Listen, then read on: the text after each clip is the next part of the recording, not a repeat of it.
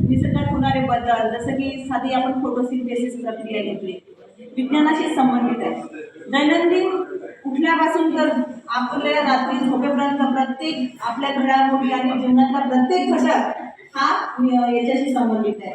जर नूतन शिक्या होत असत तर ते पण विज्ञानच आहे. पोळी जर तव्यावर शेकला जात आहे तर त्याच्या मागे विज्ञान आहे. असं प्रत्येक घटकामध्ये विज्ञान आहे.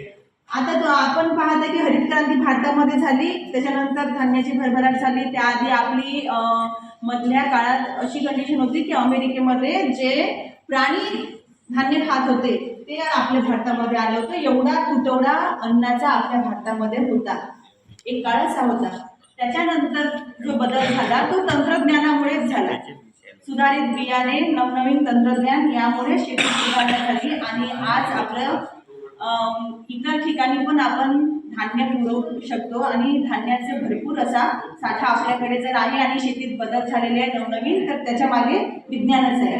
ज्ञानवृद्धी जर करायची असेल, वाढवायची असेल, तर त्याच्या मागे विज्ञान आहे. तंत्रज्ञान विकास, नवनवीन यंत्रे, विमान, जेही आपले कृत्रिम उपग्रह आहे जे लॉन्च होत आहेत, या सगळ्या मागे विज्ञान आहे.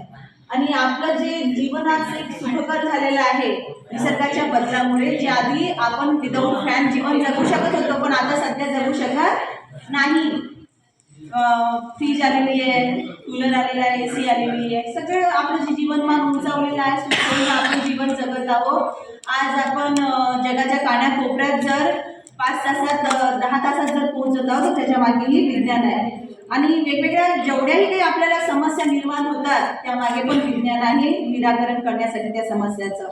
आज आपल्याला काही झालं तर आधी गावागावात त्याच्या सुविधा नव्हत्या. आता प्रवासाची सुविधा आली आहे, सोबत सगळ्या आरोग्य सुविधा पण आलेल्या आहेत. एवढं मोठं समजा कोरोना संकट आलं गेलं, पण त्याच्या मागे आपण हे शिकलो की त्याही काळात आरोग्य सुविधा आपल्याला खूप काही भेटल्या आणि जेही काही जीव वाचले ते केवळ या आरोग्य आणि तंत्रज्ञानाच्या विकासामुळे.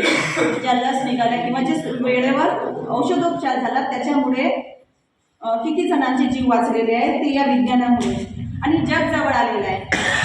आज आपण अमेरिका, इंग्लंड असे देशाच्या समजा इथून 100-150 वर्ष आधी जर विचार केला तर ती गोष्ट वेगळी होती. पण आज आपण खूप जवळ आलेलो आहे की 5-6 तासात आपण कुठे जाऊ शकतो, 2 मिनिटात आपण बोलू शकतो. कोणत्याही जर एखाद्या व्यक्तीचा जर चेहरा पाहायचा आहे तर आधी 6 महिने लागून जात होते, वर्ष लागून जात होतं. आज आपल्याला कोणाची आठवण आली आपण 5 मिनिटात व्हिडिओ कॉलवर बोलू शकतो. तर यामागे विज्ञानच आहे असं मला